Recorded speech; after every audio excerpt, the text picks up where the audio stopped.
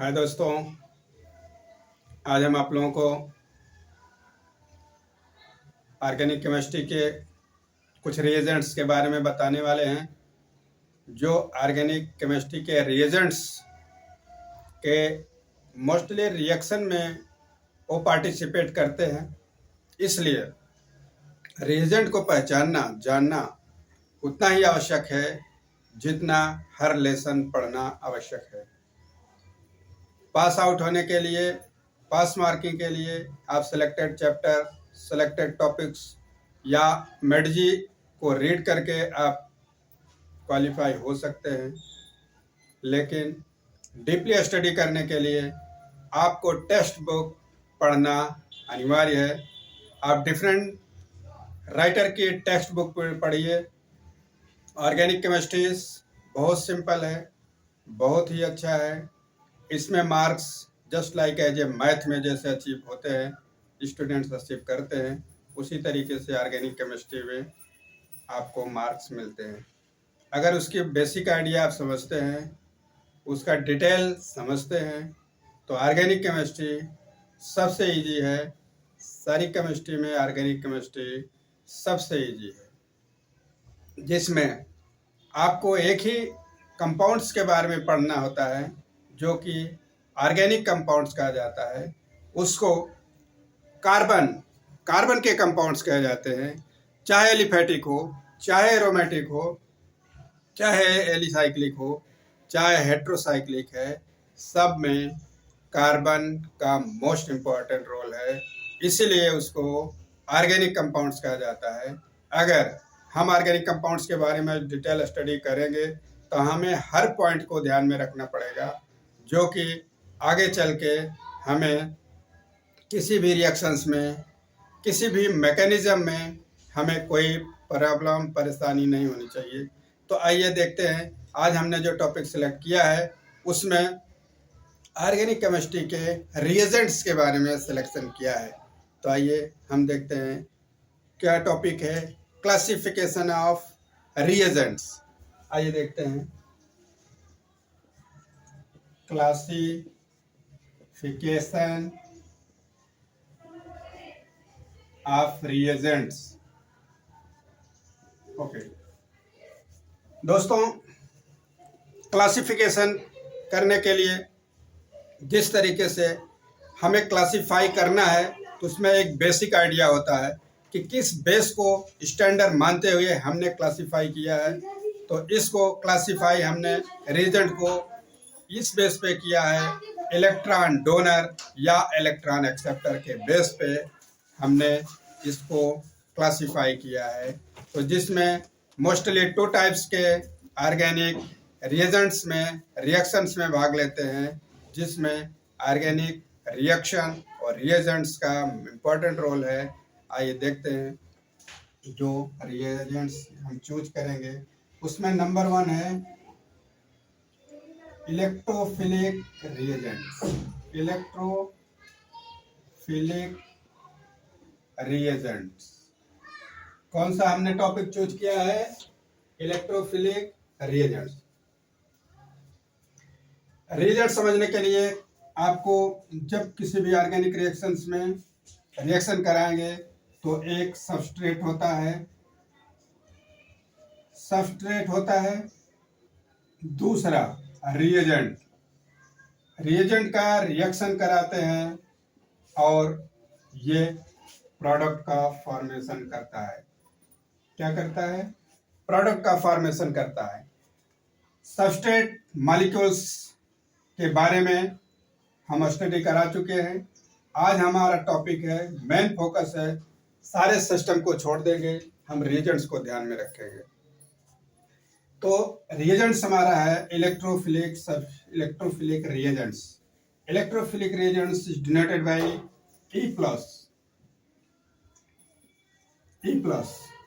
plus indicates to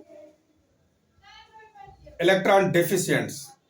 कह रहा है कि ये इलेक्ट्रॉन को डोनेट कर दिया है, इलेक्ट्रॉन को डोनेशन कर दिया है, इसलिए इस पे डोनेशन के रिस्पेक्ट में इसमें पॉजिटिव चार्ज रिप्रेजेंट किया जा रहा है। If are electrophiles positive charge means electron deficient materials है, रिएजेंट्स है। आइए देखते हैं कि इसमें कौन कौन सा रिएजेंट्स भाग लेता है। रिएजेंट्स में सबसे पहले H प्लस इलेक्ट्रोफाइल्स है, क्योंकि इसमें प्लस है, इलेक्ट्रॉन डोनेट कर चुका है। इसको इलेक्ट्रोफाइल्स है, इलेक्ट्रॉन लविंग है, इलेक्ट्रॉन से प्यार करना चाहता है। इलेक्ट्रॉन इसको जरूरी है क्योंकि इसके पास ऑलरेडी इलेक्ट्रॉन कम है। सेकंड है क्लोरीन माइनस, ये भी क्लोराइड आयन है। क्लोराइड आयन में माइनस इसमें पॉजिटिव चार्ज है, ये इलेक्ट्रॉन डोनेट किया हुआ है। ये भी क्या है, वन टाइप्स ऑफ इलेक्ट्रोफाइल है। उसी तरीके से ब्रोमीन भी पॉजिटिव चार्ज है, इलेक्ट्रोफाइल्स है। आयोडीन पॉजिटिव चार्ज है, this is the electrophiles of positive charge. और आके देखेंगे हम नेक्स्ट क्या होता है कि इसमें ये तो आयंस है, जितने भी कार्बोकेटान्स है सब इलेक्ट्रोफाइल्स हैं। लेकिन कुछ ऐसे मटेरियल्स हैं, ऐसे रिएजेंट्स हैं जिसमें हम देखेंगे कि इसमें कुछ ना कुछ इलेक्ट्रोफाइल्स, न्यूक्लियोफाइल्स, कोई भी चार्ज इसमें आपको नहीं दिखेगा, उसको कहते हैं न्यूट्रल कंपाउंड, न्यूट्रल मॉलिक्यूल्स। तो जिसमें न्यूट्रल मॉलिक्यूल्स है, न्यूट्रल मॉलिक्यूल से मतलब है ना उसमें पॉजिटिव चार्ज होगा ना नेगेटिव चार्ज होगा। उसमें पॉजिटिव चार्ज नेगेटिव चार्ज नहीं है तो फिर क्या है, उसको जानने के लिए हम कुछ electrophiles BF3, boron trifluoride AlCl3 aluminium chlorine से मिलकर बना हुआ है। इसका देखेंगे तो एल्यूमिनियम से 3 क्लोरीन लगे हुए हैं। आप जानते हैं कि कोवेलेंट बॉन्ड्स में इक्वल साझेदारी होती है। क्लोरीन का 1 इलेक्ट्रॉन एल्यूमिनियम का इलेक्ट्रॉन मिलके 2 इलेक्ट्रॉन बना दिए। क्लोरीन का 1 इलेक्ट्रॉन इधर एल्यूमिनियम का 1 इलेक्ट्रॉन बना दिए 2 इलेक्ट्रॉन्स। इसमें क्या है, सेम थिंग्स। अगर हम देखेंगे तो 2 इलेक्ट्रॉन इधर है, 2 इलेक्ट्रॉन इधर है, 2 इलेक्ट्रॉन इधर है, फिर भी इसमें 2 तिहाई 6 इलेक्ट्रॉन्स टोटल हो रहे हैं। इसका कहने का मतलब इस मॉलिक्यूल्स में इलेक्ट्रॉन की कमी है। 6 इलेक्ट्रॉन से किसी का ऑक्टेट कंप्लीट नहीं होता है, इसको 8 इलेक्ट्रॉन चाहिए। तो ये this is the electrophiles, this is the neutral molecules of the electrophiles, some things of the boron trifluorides. Boron trifluorides equal series के हैं। मॉडर्न पीरियोडिक टेबल में बोरान के बाद एल्यूमिनियम है, जिसकी वैलेंसी 3, बोरान की भी 3, एल्यूमिनियम की भी 3, इसीलिए 3 एटम से अपना कॉम्बिनेशन बनाया हुआ। तो AlCl3। BF3 B भी क्या है, इसको FFF, इसमें भी बोरान के आपको 3 बॉन्ड से दिखाया जा रहा है, इसलिए इसका भी स्ट्रक्चर जो है BF3 का इलेक्ट्रॉन डिफिशिएंट रिएजेंट्स है, जो कि इलेक्ट्रॉन से लव करेगा, इलेक्ट्रॉन से प्यार करेगा। ठीक है, नेक्स्ट है आपका HSO3 प्लस, ये क्या है, इलेक्ट्रोफाइल्स है। नेक्स्ट आपको है NO2 plus, this is the electrophiles. अगर देखिए इलेक्ट्रोफाइल्स आपको जानने हैं तो कोई भी रिएजेंट जैसे H2SO4 को अगर डिसोसिएशन कराएंगे ये अपने आयन फॉर्म में जाएगा, तो इसमें OH minus plus HSO3 positive charge में है। ये जो है ये इलेक्ट्रोफाइल है, ये पार्ट इलेक्ट्रोफाइल है। उसी तरीके से अगर HNO3 का रिएक्शन किसी ऑर्गेनिक कंपाउंड्स में होगा तो ऑर्गेनिक कंपाउंड्स में जुड़ने से पहले इसमें क्या करेगा, ये अपने आयनाइजेशन में कन्वर्ट होगा, ये भी OH माइनस में प्लस NO2 प्लस में इंडिकेट करेगा, डिसोसिएशन होगा। और NO2 प्लस भी इलेक्ट्रोफाइल है। इसका मतलब इलेक्ट्रोफाइल से है कि जब इलेक्ट्रॉन डिफिशिएंट है ऑर्गेनिक रिएक्शंस में, ये अपना जो रिएक्शन करेगा वो किस पे, ऑर्गेनिक कंपाउंड्स में जिस कार्बन पे जिस कार्बन पे इसमें इलेक्ट्रॉन की डेंसिटी ज्यादा होगी उधर ये रिएक्शन करेगा।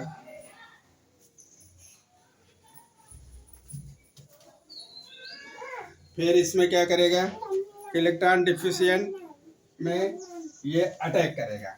सॉरी, इलेक्ट्रॉन जिधर कार्बन कंपाउंड्स के इलेक्ट्रॉन जो जिधर ज्यादा होंगे उधर ये अटैक करेगा। इलेक्ट्रो मीन्स इलेक्ट्रॉन है, फाइल मीन्स उसको चाहता है। दूसरा क्या है, दूसरा है न्यूक्लियोफिलिक रिएजेंट्स।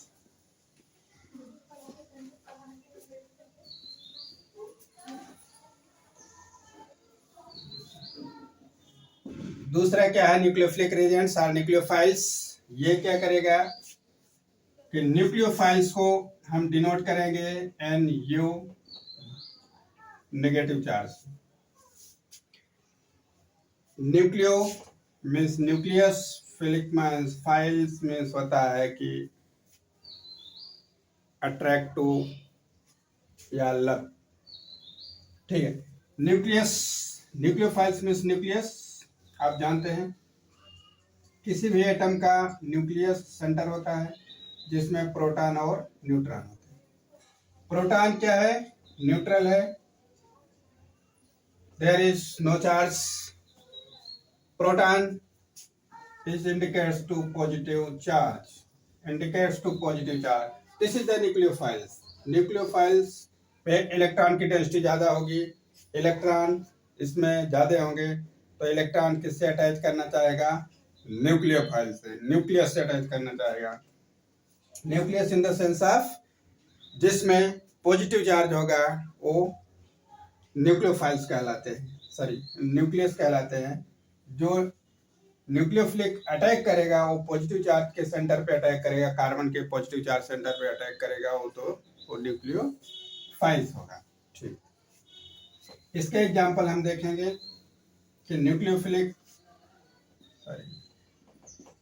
न्यूक्लियोफाइल्स को एग्जांपल है जिस तरीके से इलेक्ट्रोफिलिक में पॉजिटिव चार्ज को रिप्रेजेंट किया गया था, इसमें नेगेटिव चार्ज जिस एलिमेंट्स में, जिस कंपाउंड्स में, जिस रिएजेंट में नेगेटिव चार्ज होगा या कुछ न्यूट्रल एलिमेंट होंगे जो कि उसमें कोई चार्ज नहीं होगा, फिर भी वो न्यूक्लियोफाइल्स होंगे। न्यूक्लियोफाइल्स का मतलब उसमें या इलेक्ट्रॉन की डेंसिटी ज़्यादा होगी और जिधर इलेक्ट्रॉन की डेंसिटी कम होगी, जिस कार्बन पे इलेक्ट्रॉन डेंसिटी कम होगी उधर ये जाके अटैक करेगा। ओके, जिस तरीके से हमने इलेक्ट्रोफाइल में दिखाया था वैसे chlorine negative charge, fluorine negative charge, bromine negative charge, iodine negative charge, OH minus negative charge, ये सारे नेगेटिव चार्ज जो है आपके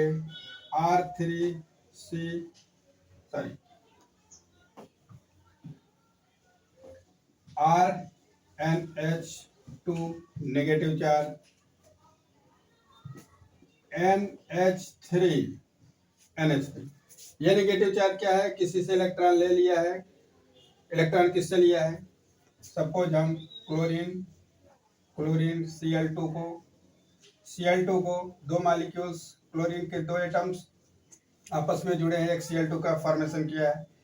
ये हाइड्रोलिटिक बॉन्ड फिशर्स में ये क्लोरीन अपना इलेक्ट्रॉन इसको दिया तो इस पे जो चार्ज डेवलप हुआ वो नेगेटिव चार्ज, इस पे जो चार्ज डेवलप हुआ पॉजिटिव चार्ज। इसीलिए जो पॉजिटिव चार्ज था क्लोरीन हमने इसमें इलेक्ट्रोफाइल्स में दिखाए थे। जो ये क्लोरीन जो इलेक्ट्रॉन लेता है उसमें नेगेटिव चार्ज, जो देता है इसमें पॉजिटिव चार्ज। इसीलिए हमने इलेक्ट्रोफाइल में इस क्लोरीन को रिप्रेजेंट किया था और ये जो नेगेटिव चार्ज का क्लोरीन है हम न्यूक्लियोफाइल्स में दिखाए हैं।